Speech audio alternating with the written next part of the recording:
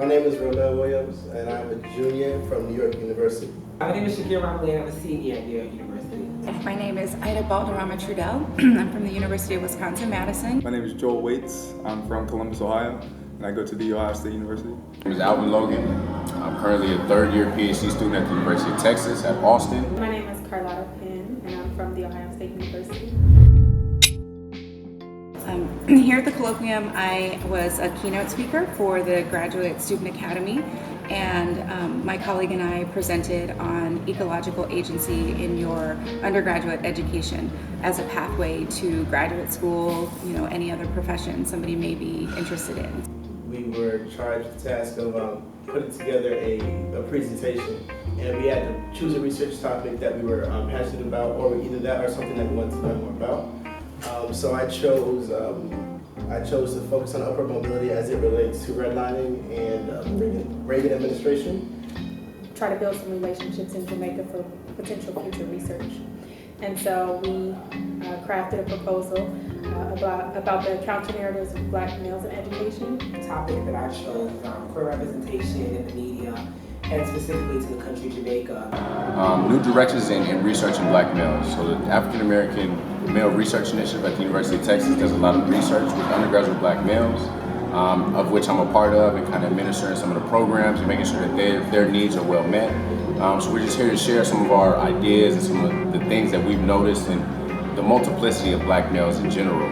Just to kind of let everybody know that within the subgroups of Black males, we're all different. And we all have different issues, different needs, and we have different ways to address those.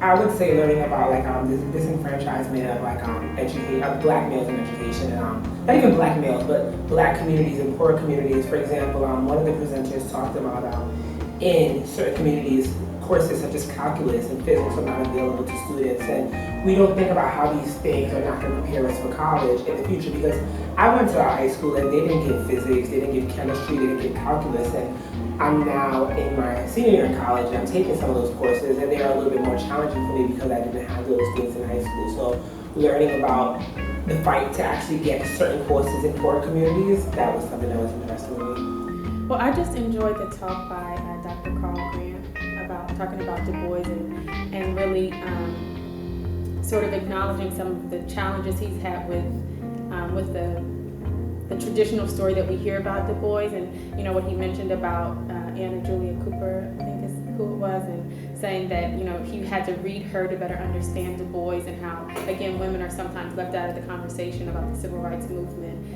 One of the presenters talked about different social groups that are represented on college campuses, so like looking at Greek life and looking at social awkwardness and things like that. And I think that was really beneficial because for me personally, I was able to identify with that on my own campus, and I know people who fit into each category, and it's like, wow, think about these things, but that actually can have a bearing on how you do and how you perform because of the implications of your situation and circumstances that come along with identifying with certain social groups. So I think it was really good to take a step back and look at it from that perspective, because you kind of give us a chance to view it with our scope versus looking at someone else's research and looking at it from their scope. It's definitely been a definite eye-opener. You see all this stuff that they're talking about back in your homes, your urban settings, even at your PWIs, as people call them now. But you see all this stuff back at home, but then you don't realize it's on a global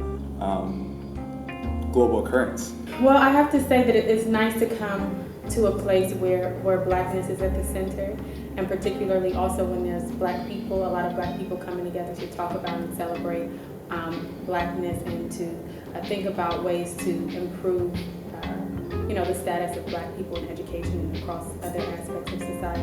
My hope for students is that it helps them to pause a little bit and reflect on what are the things that they still need to learn, because I think that when you come to a colloquium or a conference, you realize that not just the information, but the world, right, is so much bigger than you thought it was, and hopefully they're reflecting on that that, and they're able to go back to their campuses and they're able to apply that information to their education, and hopefully they'll be able to talk to other students and peers so that they can learn from those experiences as well, so that the idea is that you're turning around and pulling up somebody else with you.